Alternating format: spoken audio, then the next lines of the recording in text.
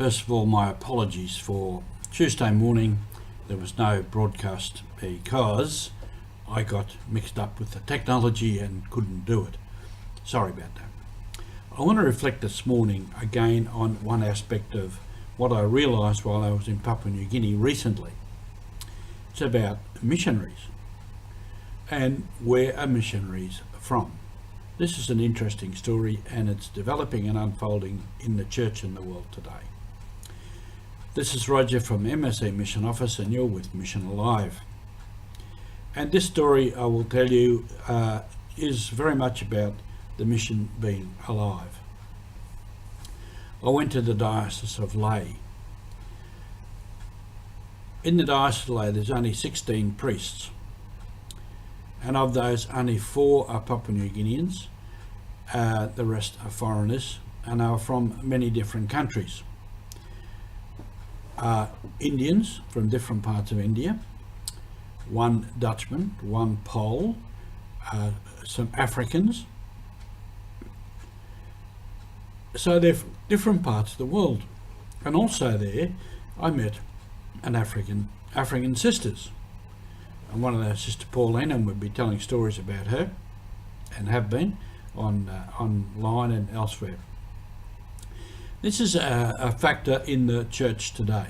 Where are missionaries from? Traditionally, many of them were from the Western world. Many thousands upon thousands in the last 100 years left Europe and went overseas. Also from Australia, hundreds from Australia went overseas to many, many places, and so on through the Western world.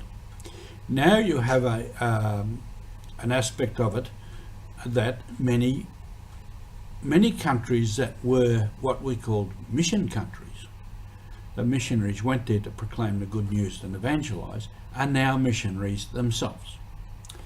For instance, with the Chevalier family, we have MSCs from different parts of the world in many places.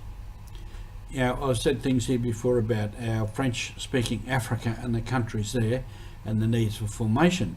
We have a group of French-speaking priests from that part of the world in Belgium doing ministry, and they're doing ministry in not just traditional parishes in that way, but taking on things, I think from memory, I haven't got it before me, street people, disadvantaged people, migrant people, those sorts of things. So from that French-speaking part of Africa, Congo, Cameroon, Senegal, Burkina Faso, going to Europe.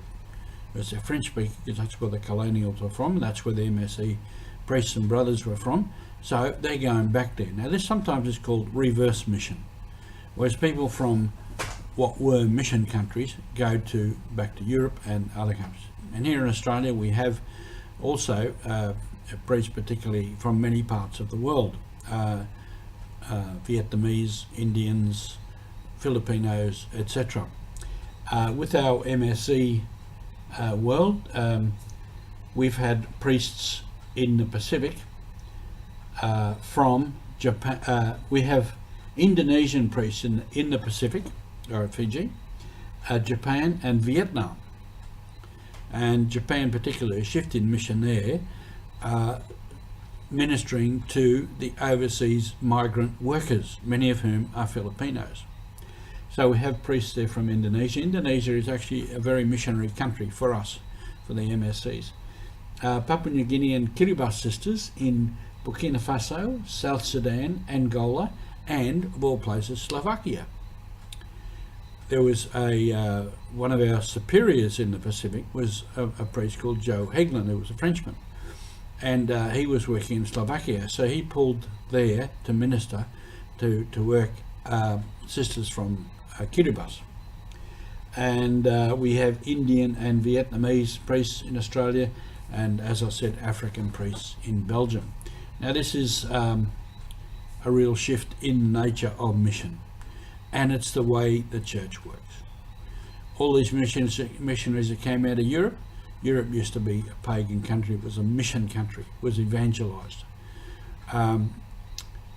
Priests from Ireland went into Germany and Holland and those places. St Patrick and others went there to evangelise the Irish, and then they went somewhere else. And so that's the story of mission. You believe, you live the Christian faith, you live in community, and you go on mission. We're all on mission wherever we are, so thank you for being with us.